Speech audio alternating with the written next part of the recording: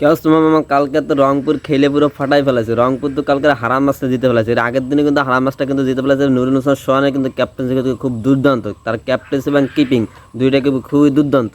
তো এর সাথে সাথে কিন্তু নুরুল হোসেন সোহানের যে রংপুর সেটা কিন্তু তারা কিন্তু দুইটা কিন্তু অলরেডি জিতে গেছে। তো আশা করি পরের ম্যাচটা জিতলে কিন্তু তারা কিন্তু ফাইনাল কনফার্ম হয়ে যাবে। তবে এই যে দুইটা ম্যাচ জিতছে, এই দুইটা ম্যাচ জেতার কারণে কিন্তু তার কিন্তু হাতে কিন্তু অনেকটা সুযোগ বা সুবিধা আছে কিন্তু।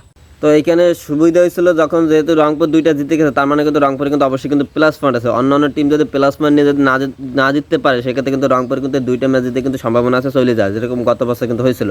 তো আশা করি যে এখনো দুইটা খেলা আছে, সেখান থেকে রংপুর কিন্তু একটা ম্যাচ জিতে যাবে। তো কালকের কিন্তু খালেদ আহমেদ কিন্তু পরবার দুই ম্যাচে কিন্তু ফাটাই ফেলেছে। কালকে কিন্তু 4 ওভার বল করে 4টা উইকেট দিয়েছে 26 রান দিয়ে। তার 26 রান দিয়ে 4টা উইকেট দিয়েছে এবং খালেদ আহমেদের কিন্তু সব থেকে উইকেট বেশি এই আসরে সিজন 2 এই আসরে সব থেকে উইকেট বেশি, তার উইকেট ছিল 8টা, আর এর নিচে আসলে 6টা, কারো আছে 4টা 5টা এরকম আছে। তো এখানে কিন্তু সব থেকে খালেদ আহমেদ কিন্তু ভালো বলা করতেছে এবং কালকেরা কিন্তু কাইল ম্যাচ কিন্তু খুব সুন্দর ব্যাটিং করছে, যার কারণে কিন্তু রংপুর ম্যাচটা জিততে পারছে। তো কালকে এমন একটা পর্যায়ে ছিল যে মোহাম্মদ নাবি, অর্থাৎ অস্ট্রেলিয়া যে ক্লাবটা খেলতে গেছে তাদের সাথে খেলা পড়ছে। তো মোহাম্মদ নাবি কিন্তু কালকে কিন্তু প্রথম ঠেকায় খেলছে, কিন্তু পরবর্তীতে যে মার শুরু করছে সে কিন্তু ম্যাচটা পুরো বার করে ফেলাইতো।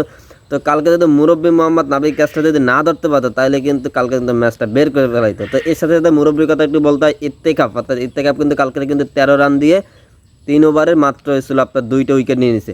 তো সেও কিন্তু খুব সুন্দর দারুণ বল করছে, তো এবং ক্যাচও খুব সুন্দর সুন্দর ক্যাচ ধরছে, যারা কিন্তু ম্যাচটা কিন্তু ঘুরে দিতে পারছে। তো এখানে খালেদ আহমেদ কিন্তু পরাবার 2টা উইকেট পাইছে, যার কারণে কিন্তু ম্যাচটা ঘুরে গেছে অটোমেটিক। তো এর সাথে কিন্তু গত ম্যাচে কিন্তু খালেদ আহমেদ কিন্তু ম্যাচটা ঘুরে দিয়েছিলাম। বাউন্ডারি না মারতে পারার কারণে লাস্টে 1 বলে 3 রান লাগবে, যখন ডবল নিতে গেছে তখন কিন্তু রান আউট হয়ে গেছে।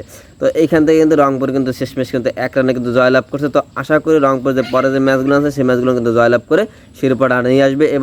আগের বারের মতোই এবারে কিন্তু শিরোপাটা রংপুর নিয়ে আসবে। রংপুর টিমের জন্য অবশ্যই শুভকামনা।